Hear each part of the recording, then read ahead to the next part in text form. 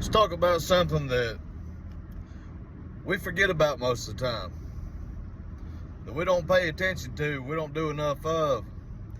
Let's give gratitude. Be thankful for where you're at. Here's a good example. I just had to buy a washing machine. Well, unfortunately, mine went out. I was kind of aggravated about having to pay the money to buy one. Then I got thinking, a few short years ago, I couldn't have done that. I'd have had to finance it. Either finance it or find one that's used that barely worked. Give a little bit for. Maybe it'll last me a year. But I went out and I paid cash for a new one.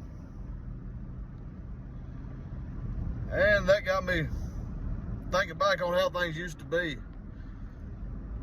I used to be so broke that I'd have to sell something that I didn't want to sell a lot of times just to get by, just to feed my family or keep a roof over our head. Well, we get caught up in life, the ups and the downs. We don't never stop to think about where we've come from, how far we've gotten.